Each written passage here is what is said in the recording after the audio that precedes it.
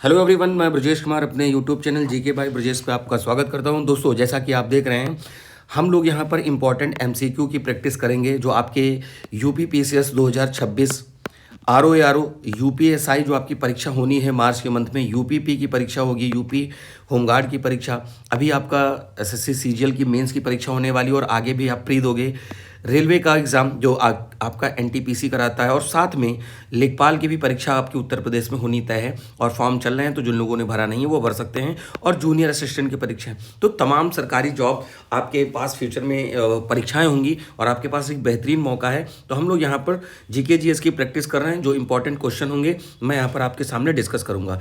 तो इससे पहले भी अगर आप देखना चाहते हो तो हमारी कई प्लेलिस्ट हैं जीके जीएस में, जो आप कुछ पुराने एमसीक्यूज़ की प्रैक्टिस कर सकते हैं। ये आपका आज का पहला सेट है और इसी तरह से आपको कंटिन्यू क्लासेस मिलती रहेंगी। करंट अफेयर की क्लासेस जो हैं आपकी मॉर्निंग में 9 बजे आपकी क्लास आ रही है, तो आप उसको भी देख सकते हैं, जो आपके अपकमिंग एग्जाम के लिए फ़ायदेमंद रहने वाला है। तो ठीक है, हम पहले प्रश्न के साथ यहाँ पर डिस्कस करते हैं। पूछा गया है कि भवानी नदी किसकी सहायक नदी है। अब यहाँ पर आपके सामने जो ऑप्शन है, देखिए ऑप्शन को देखते चलिए, है ना। गंगा, यमुना, चेनाब, कावेरी। तो मैं सबके बारे में यहाँ पर डिस्कस कर रहा हूँ। देखिए भवानी जो है कावेरी की सहायक नदी है। अब यहाँ पर कुछ फैक्ट समझिए। देखिए अगर पूछे कि इंडिया की लॉन्गेस्ट रिवर बताइए, लॉन्गेस्ट रिवर ऑफ इंडिया, ठीक है, अगर आपसे पूछे लॉन्गेस्ट रिवर ऑफ इंडिया, तब आपका क्या आंसर होगा? तब तो गंगा होगा। ठीक। अगर आपसे पूछे कि लार्जेस्ट बताइए वॉल्यूम ऑफ वाटर के हिसाब से, तो आप ब्रह्मपुत्रा बताइएगा, ब्रह्मपुत्रा बताइएगा। अगर पूछे कि साउथ इंडिया या पेनिनसुलर इंडिया, साउथ इंडिया और पेनिनसुलर इंडिया की लॉन्गेस्ट पूछे, तब आप गोदावरी बताइएगा। क्लियर? क्या बताइएगा? गोदावरी। और वैसे गोदावरी सेकंड लॉन्गेस्ट है इंडिया में, सेकंड लॉन्गेस्ट है ना इंडिया में, आफ्टर गंगा। ठीक है। अब देखिए कुछ रिवर हैं जो वेस्ट को जाती है, कुछ ईस्ट को जाती हैं। वेस्ट में जो सबसे लॉन्गेस्ट है वो है नर्मदा रिवर। कौन सी है? नर्मदा रिवर। दूसरी कौन सी हो जाएगी? तापी रिवर, जो वेस्ट में सबसे लंबी है। तो उम्मीद है कि पॉइंट आपको समझ में आ गए होंगे। कौन सी नदी है जो कैंसर को 2 बार काटती है? तो वो है माही नदी। कौन सी नदी? माही नदी। तो देखिए अगर इस तरह से आप प्रैक्टिस करोगे तो एक ही क्वेश्चन में आपको कई सारे आंसर मिल जाएंगे। यही फायदा है हमारे साथ जुड़ने का। ठीक है। अब पूछा है इस एसबीआई का मुख्यालय कहाँ है? ठीक है, स्टेट बैंक ऑफ इंडिया का पूछा है। देखो भैया, ये आरबीआई का नहीं है। आरबीआई का जो हेडक्वार्टर पड़ता है वो आपका मुंबई में पड़ेगा। कहाँ पर पड़ेगा भाई? मुंबई में पड़ेगा। तो अब आपसे पूछा है एसबीआई का कोलकाता, मुंबई, और यहाँ पर आपके सामने है क्या कहते हैं इसको, मैं इसको थोड़ा सा साइड कर देता हूँ। तो कोलकाता, मुंबई, दिल्ली और मद्रास, इसमें से कहाँ पर है? तो देखिए क्या है भाई, मुंबई में इसका भी हेडक्वार्टर है। तो एसबीआई का सबसे बड़ा पब्लिक सेक्टर का बैंक है, सार्वजनिक का मतलब पब्लिक सेक्टर है, गवर्नमेंट का बैंक है। इसका मुख्यालय मुंबई महाराष्ट्र में है और इसकी स्थापना 1 जुलाई 1955 में इंपीरियल बैंक ऑफ इंडिया का नेशनलाइजेशन करके गया। देखो पहले बनती है, जैसे मैं बता रहा हूँ, देखो जैसे बैंक ऑफ बंगाल बनी, फिर आपकी मद्रास बनी, और यहाँ पर मुंबई, इन तीनों को जोड़ा गया तो इंपीरियल बैंक बनाया गया। क्या बनाया गया? इंपीरियल बैंक बनाया गया। तो जब देश आज़ाद हुआ तो 1955 में, यानी 1 जुलाई 1955 में क्या कर दिया गया? इंपीरियल बैंक का नाम कर दिया गया SBI, state bank of India. Most probably ज़्यादा लोगों को आपने देखा होगा एसबीआई में खाता रहता है, सरकार की बैंक है, ट्रस्टेबल है ना, ये चीज़ है। चलिए अगले प्रश्न पढ़ते हैं। नगर निगम का प्रमुख कौन होता है? आपने देखा होगा जो सिटीज़ में लोग रहते हैं वहाँ पर म्युनिसिपल कॉर्पोरेशन होता है। आप देखते होंगे कि शहरों में साफ़ सफाई जगह जगह पर होती रहती है, नालियाँ बनती रहती हैं, तमाम तरह की चीज़ें होती हैं, या इलेक्ट्रिक पोल्स लगते रहते हैं। तो इसका जो देखता है, जो हेड होता है वो कौन होता है? चेयरमैन कहलाता है, प्रधान कहलाता है, मेयर कहलाता है, सभापति कहलाता है। बहुत सिंपल सा आंसर है भैया। यहाँ पे क्या कहलाएंगे? मेयर। मैं एक चीज़ यहाँ पर डिस्कस कर देता हूँ। स्पीकर क्या होता है? देखो जैसे ये पार्लियामेंट है, पार्लियामेंट में 2 हाउस होते हैं, एक लोकसभा, एक राज्यसभा। राज्यसभा का आर्टिकल है 80, पार्लियामेंट का है 79 और लोकसभा का है 81। तो ये जो इसमें एक होता है स्पीकर होता है, ठीक है। स्पीकर क्या करता है? सदन को चलाता है। और इसमें जो राज्यसभा में होता है उपराष्ट्रपति को ही सभापति बना दिया जाता है, उसको स्पीकर तो नहीं कहते, बट पैरेलल ही होता है उसके। ठीक है, मतलब जैसे यहाँ स्पीकर काम कर रहा है, यहाँ पर सभापति काम करते हैं। कौन करते हैं? सभापति। और सभापति के रूप में कौन कार्य करता है? उपराष्ट्रपति करते हैं। ठीक है। प्रधान, ग्राम प्रधान, जिसकी जो बनने की उम्र होती है 21 साल होती है। क्लियर है कि नहीं? तो ये कुछ कॉमन पॉइंट है जो आपको याद रखने हैं। और देखिए, जैसे देश का प्रथम नागरिक राष्ट्रपति होता है, देश का प्रथम नागरिक कौन होगा? राष्ट्रपति होगा। उसी तरह नगर निगम का जो प्रथम नागरिक होगा वो मेयर कहलाएगा। तो आप अपने क्षेत्र के नगर मतलब मेयर का नाम देख सकते हो भाई क्या है। प्रार्थना समाज की स्थापना किसने करी थी? आत्माराम पांडुरंग, दयानंद सरस्वती, बाल गंगाधर तिलक, है ना, और या फिर रामकृष्ण परमहंस। बहुत सिंपल सिंपल क्वेश्चन है भैया। आप क्वेश्चन देखो, पीवाईक्यूज देखिए, चाहे अब आप पीसीएस का देखो, लेखपाल का देखो। देखो भाई, ऐसा होता ना कि सब में क्वेश्चन की अलग अलग मात्रा होती है, पर हमें अगर सोचिए, आप अगर मान लीजिए पीसीएस की परीक्षा की तैयारी करें, अगर आपको ये नहीं पता है तो क्यों भाई आपको पढ़ना चाहिए। अगर आप यूपीएसआई के लिए तैयारी कर रहे हो, अगर ये क्वेश्चन नहीं आ रहा तो भाई इंपॉर्टेंट है, आएगा। किसी के लिए कोई हिस्ट्री ज्योग्राफी नहीं बदलेगी, बस नंबर ऑफ क्वेश्चन लेवल इस तरीके से बदल जाती हैं चीज़ें, वो भाई आपको याद रखना है। और किसी प्रकार की कोई कन्फ्यूज़न होगा तो आप हमको कमेंट करके बता सकते हैं। I will explain about particular topic, और जो भी तो आप मतलब आप बताओगे वहाँ पर। तो देखिए, प्रार्थना समाज की स्थापना किसने करी थी? आत्माराम पांडुरंग, एक पता चला। 1867 में करी थी, दूसरी बात। तीसरा है कहाँ करी गई थी, ठीक, ये पता चल गया। केशव चंद्र सेन की प्रेरणा से इसकी स्थापना हुई, जिनका उद्देश्य था कि हिंदू धर्म में सामाजिक और धार्मिक सुधार लाना। ठीक है, चलिए अगले प्रश्न पे बढ़ते हैं। संविधान सभा के प्रथम निर्वाचित अध्यक्ष कौन थे? यहाँ पर है राजेंद्र प्रसाद, जवाहरलाल नेहरू, सरदार पटेल या लोकमान्य तिलक। यहाँ पर पूछ रहे हैं निर्वाचित अध्यक्ष, तो यहाँ पर देखो भैया ऐसा है, सच्चिदानंद सिन्हा को देखो, ऐसा है कि जो यहाँ पर आपकी बैठक होती है 9 तारीख को, वो होती है जब 1900 आपकी 46 में जब बैठक होती है तो उसमें सच्चिदानंद सिन्हा को बनाया जाता है। फिर 11 दिसंबर को होती है, पहले 9 दिसंबर, फिर 11 दिसंबर को जब मीटिंग होती है उसमें राजेंद्र प्रसाद जी को स्थायी अध्यक्ष बनाया जाता है। देखो लिखा भी है, ठीक है। उससे पहले 9 दिसंबर को अस्थायी अध्यक्ष बनते हैं सच्चिदानंद सिन्हा 2 दिन के लिए, फिर 11 दिसंबर को राजेंद्र प्रसाद जी को सर्वसम्मति से स्थायी अध्यक्ष नियुक्त किया जाता है।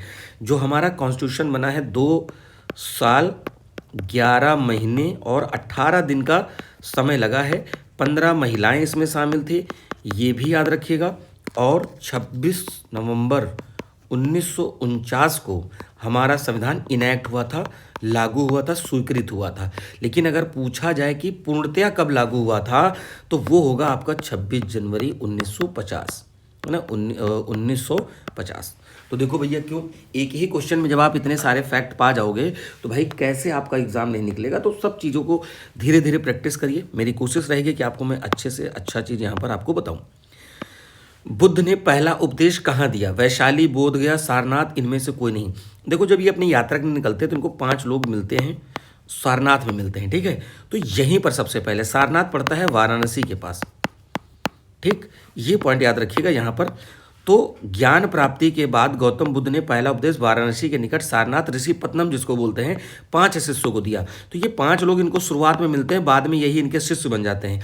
इस घटना को धर्मचक्र परिवर्तन कहा गया है। एक शब्द आप सुनते हो महानिष्क्रमण, है ना, ये क्या चीज़ भला है भाई?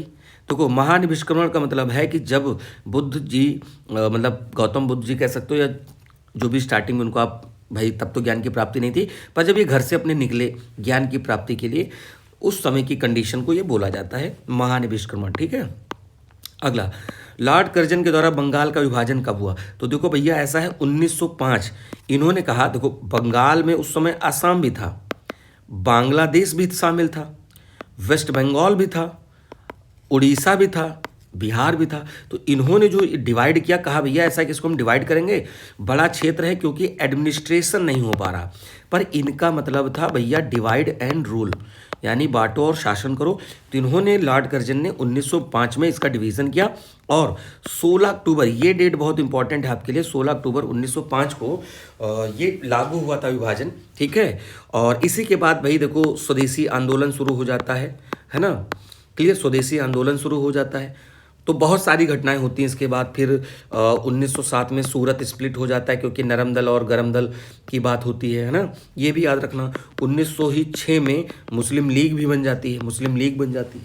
तो देखो भैया, इतने सारे पॉइंट जब आपको मिलेंगे तो आपको क्यों नहीं तैयार होगा। आओ अगले प्रश्न पर बढ़ते हैं। लक्ष्मी बरुआ को पद्मश्री अवार्ड कब मिला है? लक्ष्मी बरुआ को, देखिए सिंपल सा जो कुछ क्वेश्चन में हमें केवल फैक्ट जाने, 2021 में मिला।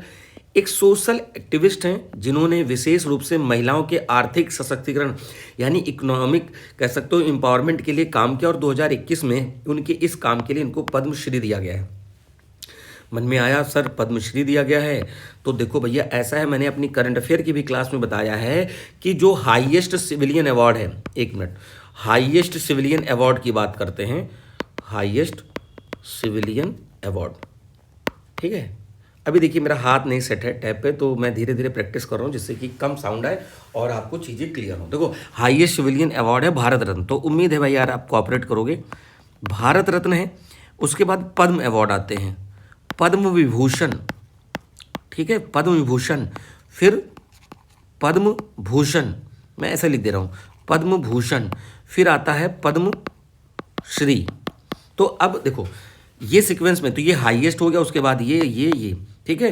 तो याद रखना भैया कभी भी क्रोनोलॉजी लगाने को आ सकता है। आप कमेंट करके बताओ, कह सकते हो कि युद्ध के क्षेत्र में कौन सा दिया जाता है, उम्मीद है आप बता लोगे। इंदिरा पॉइंट कहाँ स्थित है, देखो भैया अपना प्यारा भारत यहाँ पर है, अंडमान निकोबार है ना, ये अंडमान ग्रुप है, ये निकोबार ग्रुप है। इसके बाद यहाँ पर पड़ता है ग्रेट निकोबार, ग्रेट निकोबार पर पड़ता है इंदिरा पॉइंट, क्या पड़ेगा, इंदिरा पॉइंट पड़ेगा। इसी को हम पिग्मेलियन पॉइंट भी बोलते हैं, पिग्मेलियन। इसी को हम पार्सन बिंदु बोलते हैं, पार्सन तो जो लोग हमसे ज्योग्राफी पढ़े हैं उनको बहुत अच्छे से पता होगा।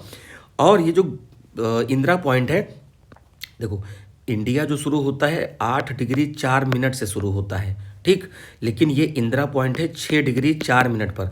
तो जब आप इक्वेटर से बढ़ोगे तो पहले 6 आएगा, इंडिया में खड़े होकर देखोगे तो सबसे पहले ये मतलब साउथ में ये पड़ेगा, तो ये कहाँ हो जाएगा, ग्रेट निकोबार पर। भारत का सदर्न मोस्ट पॉइंट है, ये पॉइंट आपको याद रखना। देखो भैया ये सब लिखा है, भारत का सबसे सदर्न मोस्ट पॉइंट है, अंडमान और निकोबार के ग्रेट निकोबार पे है। इसको हम पिग्मेलियन के नाम से भी जानते थे, मैंने ऑलरेडी ये मेंशन कर दिया है, तो आई होप बिल्कुल आपको समझ में आ गया होगा। बुंदेलखंड व बघेलखंड किसके भाग है, देखो यहाँ पर जब पढ़ोगे तो यहाँ पर क्या होता है कि आपको जैसे अरावली पड़ती है, जिसके लिए अभी इतना विवाद हुआ था है ना, काटने को लेकर के 100 मीटर के ऊपर वाले पहाड़ों को काट देंगे। फिर इधर आओगे तो मालवा, पहले मेवाड़ फिर मालवा, फिर इसी में बुंदेलखंड और बघेलखंड। पूछा जा रहा है किसके भाग हैं, एमपी, महाराष्ट्र, गुजरात, उत्तर प्रदेश। तो अच्छा मैं इसमें आपको बताऊं, देखो देखा जाए तो एमपी के पार्ट है। जो हमारा बुंदेलखंड है, बुंदेलखंड एमपी और यूपी दोनों में आता है, एमपी और यूपी दोनों में आता है। बघेलखंड एमपी और छत्तीसगढ़ में आता है। देखो भैया छत्तीसगढ़ मैं ऐसे ही लिखता हूँ है ना, छत्तीसगढ़, और फॉलो मेरे, क्लियर। चलो आगे बढ़ते हैं, ठीक है, लिखा है ना, पूर्व उत्तर प्रदेश के कुछ दक्षिणी जिलों में है, बाकी एमपी में इसका मैक्सिमम पोर्शन है, that's why consider in MP. Otherwise it is also located in Uttar Pradesh like Banda, Chitrakoot, Hamirpur, Mahoba, है ना। अगला है पूर्व से पश्चिम की तरफ बहने वाली नदियां, यानी कि इधर की तरफ। याद करो अभी मैंने थोड़ी देर पहले सबसे पहले प्रश्न में सबसे लॉन्गेस्ट वेस्ट फ्लोइंग बताया था, नर्मदा, ठीक। अब चेनाब यहाँ पर भी है, तो चेनाब लेकिन वो इंडस की ट्रिब्यूटरी है। कावेरी इधर बहती है। अब मैं देखो कुछ आपको अच्छी चीज़ बताता हूँ, पहले पेज आगे कर लेते हैं। देखो यहाँ पे तो नर्मदा हो गया। अधिकांश नदियाँ जो हैं पूर्व की ओर बंगाल की खाड़ी में गिरती हैं, लेकिन नर्मदा तापी पश्चिम की ओर बहती हैं, ये रिफ्ट वैली में बहती है। देखो बच्चा ऐसे समझ लो हमारी बात, है ना, मैं बताता हूँ। साबरमती, नर्मदा, तापी, है ना, इवन माही भी है यहीं पर। तो ये रिवर कहाँ है, ये वेस्ट फ्लोइंग है। इधर मांडोवी, जुआरी, है ना, गंगावेली, भरतपुजा और पंबा। इधर कौन सी नदियाँ, इधर आपको गंगा तो मिलती है, फिर वैतरणी, ब्राह्मणी, कृष्णा, गोदावरी, बीच में महानदी, है ना, और एक नदी और है यहाँ पर जो अभी एक तो कावेरी हो गई और एक और नदी है यार मुझे याद नहीं आ रही, बट ये मैंने नॉर्थ टू साउथ सीक्वेंस बता दिया। एक तो नॉर्थ टू साउथ बता दिया, और ये पश्चिम की तरफ बहने वाली जो अरब सी में गिरेंगी, और ये गिरेंगे बे ऑफ बंगाल में गिरेंगी। तो भैया देखो इतनी चीज़ें ठीक है। अगर देखिए मेरी स्पीड ज़्यादा लगे देन आप कमेंट कर दीजिएगा, क्योंकि काफ़ी दिन बाद मैं जीके जीएस पे आया हूँ रिकॉर्ड करने, तो उम्मीद है कि आपको समझ में आ रहा होगा। और आपकी लाइव क्लासेस भी आएंगी, पर अभी देखिए टाइम का थोड़ा इशू हो जाता है। मॉर्निंग में 9 बजे से क्लासेस ऑफलाइन लेना, ठीक है। फिर शाम को 7 साढ़े 7 पे छूटना। तो ये थोड़ा सा मेरे लिए ऑलमोस्ट कह सकते हो कि मुझे 9 बजे पहुंचने के लिए मतलब 8 बजे साढ़े 7 बजे निकलना पड़ता है, तो ऑलमोस्ट 12 घंटे हो जाते हैं यहाँ। उसके बाद फिर क्लास रिकॉर्ड करना है ना। फिर थोड़ा सा और स्टडी भी करनी होती है कुछ चीज़ों के लिए अपने लिए, ठीक है। तो वो थोड़ा सा पीपीटी और उन सब चीज़ों में तैयार करने में टाइम लगता है, ठीक है। तो बट आई थिंक आप भी समझ रहे होगे और कोऑपरेट करेंगे। बस ये है कि लगातार मेरी क्लास आएगी और आप उस पर अच्छे से प्रैक्टिस करते रहिए। फिक्की की स्थापना कब हुई थी? तो फिक्की की स्थापना यहाँ पर देखो भैया आपसे पूछा गया है, तो देखो क्या है यहाँ पर है 1927, federation of Indian chambers of commerce and industry. भैया इसका फुल फॉर्म भी पूछ लेते हैं, तो ये भी याद करो आप, है ना। तो फुल फॉर्म पूछा जा सकता है। तो इसकी स्थापना 1927 में महात्मा गांधी की सलाह पर जीडी बिड़ला हम लोग बोल देते हैं शॉर्ट फॉर्म में, जिनका नाम है घनश्याम दास बिड़ला और पुरुषोत्तम दास ठाकुर दास के द्वारा की गई थी। भारत का सबसे बड़ा और सबसे पुराना व्यापारिक संगठन है।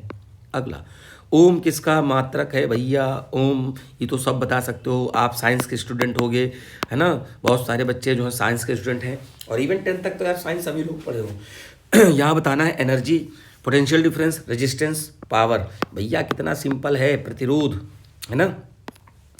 जैसे ये वायर है ना, और एक ये वायर है, तो देखो इसमें रेजिस्टेंस ज़्यादा होगा क्योंकि इसमें वाइब्रेशन ज़्यादा होंगे। इसमें देखो भैया फ्लो ज़्यादा तेज होगा, क्रॉस सेक्शन इसमें ज़्यादा है, इसमें कम है, ठीक है। तो आप समझ गए होगे, है ना। इसको ओम में मापते हैं, किसी चालक में विद्युत धारा के प्रवाह में डाले जाने वाले अवरोध की मात्रा में है। क्लियर, ये चीज़ है। अगला, विषु त्यौहार किस राज्य में मनाते हैं? विषु त्यौहार किस राज्य में मनाते हैं? आपको ये कमेंट करके बताना है भैया। बताओ पहले आप बता सकते हो, सिक्किम, नागालैंड, मणिपुर, मेघालय। सिक्किम, नागालैंड, मणिपुर, मेघालय, है ना। तो विषु त्यौहार जो है वो मनाते हैं नागालैंड, ठीक है। अब देखो उत्तर कुंजी में इसका ऑप्शन बी दिया गया था, विषु केरल का नववर्ष है, ठीक है। अब यहाँ पर देखो क्या है, विषु के बारे में केरल का प्रसिद्ध मलयाली नववर्ष है, लेकिन अगर देखा जाए तो नागालैंड, डिपेंड करता है कि ऑप्शन में क्या दिया हुआ है। देखो यहाँ केरल नहीं दिया हुआ है तो नागालैंड दिया हुआ, तो नागालैंड राइट आंसर होगा। देखो भैया भारत के प्रथम श्रम मंत्री कौन थे? बाबू जगजीवन राम, सरदार पटेल, लाला लाजपत राय या श्यामा प्रसाद मुखर्जी। देखो इनके बारे में एक फैक्ट बताता हूँ। तो ये बाबू जगजीवन राम है, ये स्वतंत्र भारत के पहले मंत्रिमंडल के श्रम मंत्री थे। इन्हीं को एक नाम सुना होगा, मीरा कुमार, मीरा कुमार सुना होगा, है ना। ये 2009 के आसपास में ये फर्स्ट, मैं लिख देता हूँ, फर्स्ट वुमेन लोकसभा स्पीकर बनी थी। इनके बाद बनती है सुमित्रा महाजन, बाद में जब बीजेपी की गवर्नमेंट आती है 2014 में, ठीक है। तो यहाँ बीजेपी कांग्रेस से मतलब नहीं है। Meera Kumar first women Lok Sabha speaker, इससे पहले कोई नहीं बना था, ये इन्हीं की बेटी हैं, ठीक है। और बाबू जगजीवन राम जब 1946 में इंटरिम गवर्नमेंट बनी थी, अंतरिम सरकार बनी थी, उसमें श्रम मंत्री हुआ करते थे। जैसे लियाकत अली जो थे वो क्या थे कि फाइनेंस मिनिस्टर थे। बलदेव सिंह, क्या नाम? बलदेव सिंह, ये कौन थे? रक्षा मंत्री। जिसके पास बल होगा वही रक्षा करेगा, है ना, रक्षा मंत्री। बाबू जगजीवन राम, जगजीवन गांव में कहते हो ना, अरे जगजीवन क्या कर रहे हो भाई, श्रम कर रहे हैं, मेहनत कर रहे हैं, ऐसे याद कर लो, है ना। ये कुछ याद करने के टैक्टिक्स हैं। बाकी भाई अपने दिल पे नहीं लेना गिरे सर हमें याद नहीं हो रहा है, या आपने ऐसे कैसे बोल दिया श्रम मंत्री। भाई ठीक है, अपने दिल पे मत लो, है ना। हमें याद करना है समाओ। देखो भैया अभी हमने बताया था ये 4 ग्रुप अंडमान के हैं, ये नीचे निकोबार के हैं, north Andaman, middle Andaman, little Andaman, sorry south Andaman और लिटिल अंडमान, ठीक। इसके ऊपर यहाँ पर पड़ता है कोको चैनल, कोको चैनल, और ये है कोको आइलैंड। तो कोको आइलैंड किसका है? म्यांमार का है भैया, ठीक है। तो नॉर्थ, मिडिल, साउथ, लिटिल ये हैं। अब ये है 10 डिग्री चैनल। 10 डिग्री चैनल किसके किसके बीच में? ये तो अंडमान और निकोबार के ग्रुप कह दो, या फिर car Nicobar, little Nicobar, great Nicobar. अब याद कैसे किया जाए सर? अभी तो आपने बता दिया। अब देखो अब भैया यही बताते हैं, नॉर्थ, मिडिल, साउथ, लिटिल। थोड़ा राइमिंग में पढ़ो, नॉर्थ, मिडिल, साउथ, लिटिल, आपने पढ़ लिया। फिर north, middle, south, little. Car little है लेकिन ग्रेट है, कार लिटिल ग्रेट, यानी हमारे पास कार है, लिटिल है, ग्रेट है। तो car Nicobar, little Nicobar, great Nicobar, ठीक। तो मोटा मोटी ये हो गया भैया। देखो भैया, अंडमान 10 डिग्री चैनल हो गया, कितना आसान है ना। ये मैं इस तरह से आपको बताऊंगा कि आपको याद हो जाएगा, बस थोड़ा सा जुड़े रहो साथ में। यहाँ पूछा है पंजाब केसरी के नाम से कौन प्रसिद्ध है? बाल गंगाधर तिलक, सुभाष चंद्र बोस, लाला लाजपत राय, जगजीवन राम। भैया देखो, इनको तो हमने श्रम मंत्री बता ही दिया है। तिलक ये भैया क्या थे? गरम दल से शामिल थे। 1907 में सूरत स्प्लिट होता है, जिसमें कांग्रेस में नरम दल और गरम दल में विभाजित हो जाते हैं। गरम दल में लाल बाल पाल। आप कहोगे सर ये कैसी राइमिंग हुई? लाला लाजपत राय, विपिन चंद्र पाल, बाल गंगाधर तिलक, ये तीनों गरम दल में थे, बाकी सब किस में थे? नरम दल में थे। तो यहाँ पर पंजाब केसरी लाला लाजपत राय जी को जानते हैं, और एक स्वतंत्रता सेनानी थे। पंजाब केसरी, पंजाब के शेर की उपाधि दी गई। तो देखो भैया, लाल बाल प्रसिद्ध तिकड़ी थी, यानी लाला लाजपत राय, बाल गंगाधर तिलक और विपिन चंद्र पाल। देख लिया ना भाई। इसीलिए मैं कहता हूँ भैया, साथ जुड़ो भी। देखो कितना अच्छे से समझा दूंगा। स्वतंत्र भारत का पहला आम बजट किसने कब पेश किया गया था? 47, 50, 52, 61। आओ भैया बात करते हैं। यहाँ पर देखो, RK षणमुखम चिट्टी, यानी ये पहले वित्त मंत्री थे और आज़ादी के समय यही उस समय थे। तो यही इन्हीं के इन्होंने ही किया था। यह बजट भारत के विभाजन के बाद की परिस्थितियों को ध्यान में रखकर बनाया गया था। आई होप आप समझ गए होंगे। प्रथम शास्त्रीय भाषा कौन सी थी? तमिल, उड़िया, संस्कृत, हिंदी। तमिल, उड़िया, संस्कृत, हिंदी कौन सी थी भैया? तमिल थी। तमिल, यहाँ पर देखो थोड़ा सा इसको ऊपर कर देते हैं, तमिल थी। भारत सरकार ने 2004 में तमिल भाषा को पहली क्लासिकल लैंग्वेज के रूप में दर्जा दिया, और बाद में संस्कृत, तेलुगु, कन्नड़, मलयालम, उड़िया को ये दर्जा मिला। अब देखो, मैं एक बात बताता हूँ। हमारे जो शेड्यूल हैं, है ना, शेड्यूल में 8 शेड्यूल की बात करें, इसमें 22 लैंग्वेज की बात है भैया। कितने? 22 लैंग्वेजेस हैं। तो मैंने एक दिन करंट अफेयर की क्लास में आपको बताया था, याद कैसे करोगे। 14 ओरिजिनल थी, 14 ओरिजिनल मतलब संविधान में, उसके बाद अमेंडमेंट से जोड़ी गई। तो 14 सिंधी, कमीने, बदमाश। कहोगे सर आप बदमाशी सिखा रहे हो? हाँ भैया सिखा रहे हैं। कैसे? देखो, है ना, तो 14 ओरिजिनल हो गई, फिर सिंधी जोड़ी गई, कोंकणी, कौन सी? कोंकणी। इससे फिर मणिपुरी, फिर नेपाली, है ना, बोडो, डोंगरी, मैथिली, संथाली, फिर 14 सिंधी, कमीने, बदमाश। आप याद कर लो, ठीक है। देखो, याद करने से ही पता चलेगा। वो आपको भाई थोड़ी सी मेहनत करनी पड़ेगी, जो आप नहीं करना चाहते हो, लेकिन हमारे साथ जुड़ोगे याद हो जाएगा, है ना। किस पंचवर्षीय योजना का उद्देश्य इंडस्ट्रियलाइजेशन था? देखो भैया, 5-5 साल के प्लान चलते थे। पहले में तो देखो भैया, हमने एग्रीकल्चर किया था, कृषि करी थी। सेकंड में इंडस्ट्रियलाइजेशन था, इंडस्ट्री था, है ना। तो ये याद रखना। देखो लिखा है ना, द्वितीय पंचवर्षीय योजना PC महान लोविस। आप कहोगे सर पहली कहानी बता रहे हो आप? हेराल्ड डोमर मॉडल पे थी, हेराल्ड डोमर मॉडल पे थी। ये पॉइंट याद रखो ना, पहली वाली। सेकंड वाली PC महान लोविस, तो भारी उद्योग के विकास पे, इंडस्ट्रियलाइजेशन पे दिया गया था। इसी समय हमने उड़ीसा में, बंगाल में वो इंडस्ट्रीज़ लगाई थी। और साथ में नेहरू जी ने कहा था कि dams are the modern temple of India, dams are the modern temple of India. किसने कहा था? नेहरू जी ने कहा था। तो उस समय हम लोगों ने डैम भी बनाया था। ठीक है बच्चा, चलो। कह रहे हैं कि मानव में कृतंक दंतों की संख्या कितनी होती है? कृतंक यानी कि इंसेजर पूछ रहे हैं भैया। तो देखो सिंपल सा क्वेश्चन पे आते, 8 होते हैं। देखो पहले तो 32 दांत होते हैं, 8 कितने हो गए? इंसाइजर हो गए, यानी कि कृतंक हो गए। 4 ऊपर के जबड़े में, 4 नीचे। मुख्य काम क्या है? भोजन को काटना। ठीक है, तो भोजन कटेगा इससे। भैया वो कटना अलग है जो तुम लोग एक दूसरे का काट देते हो, उस काटने के चक्कर में मत पड़ना, नहीं तो भैया ये दांत किसी काम के नहीं। तो देखो ये सूत्र होता है ना।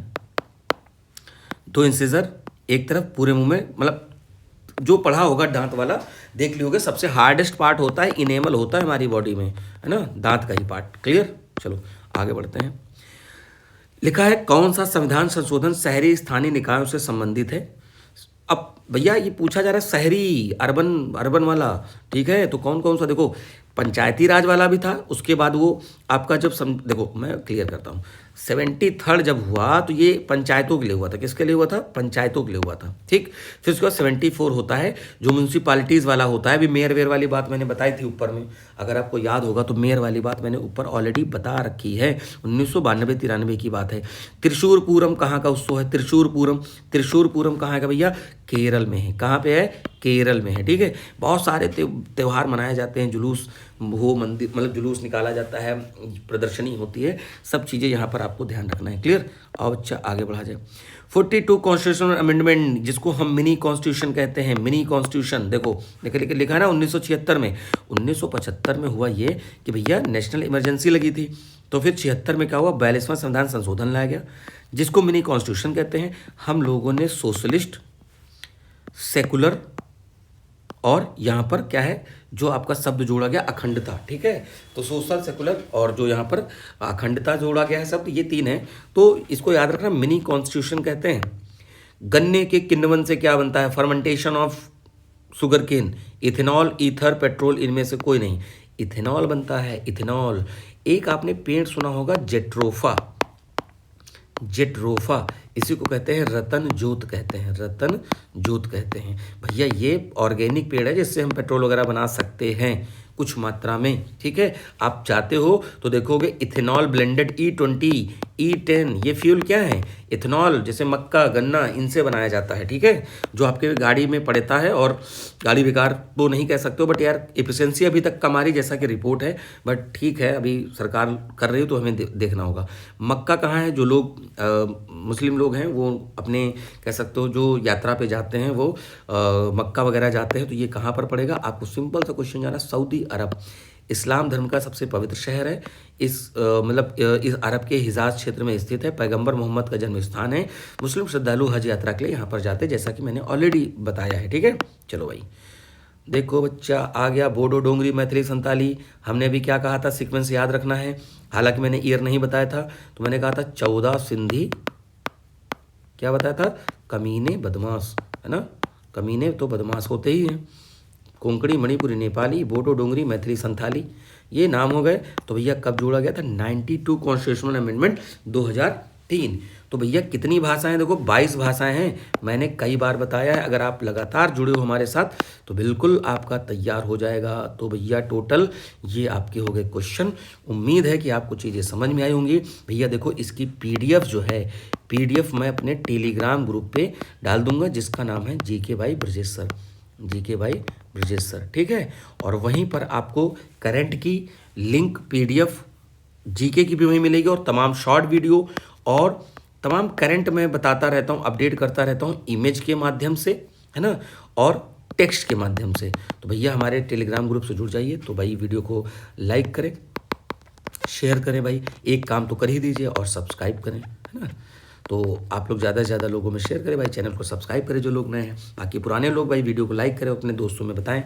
और आप इतनी देर की अगर क्लास एक बार कर लेते हो तो यार केवल कुछ क्वेश्चन ही नहीं सीखोगे, बहुत सारी चीज़ें आप सीख जाओगे। और मेरा पूरा प्रयास है कि भाई आपको सिखाया जाए। ठीक है, तो आप देख लो, मैं फिर से बता दे रहा हूँ भैया, UP PCS आपकी परीक्षा होगी।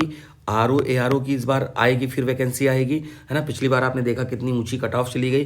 प्लस UP SI के लिए भी कुछ लोग प्रयास कर रहे होंगे, UP P के लिए, UP होमगार्ड के लिए। तो देखो भैया जिसका जो लेवल है उस हिसाब से अपना पढ़ो, या जिस फॉर्म को आपने भरा होगा उसको 1 से 10 से लग जाइए। ये सब क्वेश्चन भाई किसी भी एग्जाम में पूछे जा सकते हैं, इस वजह से मैं कर रहा हूँ। इवन आप अभी लेखपाल का परीक्षा दोगे, है ना, LT ग्रेड में GS आएगा। LT ग्रेड अभी 17 के लिए आज एडमिट कार्ड आ गया है ना। तो जो लोग आगे परीक्षा देने जा रहे हो भाई इसमें लग जाइए और अच्छे से प्रैक्टिस करिए। तो भैया वीडियो को लाइक करें, शेयर करें, ठीक है भाई, इस चैनल को सब्सक्राइब करें।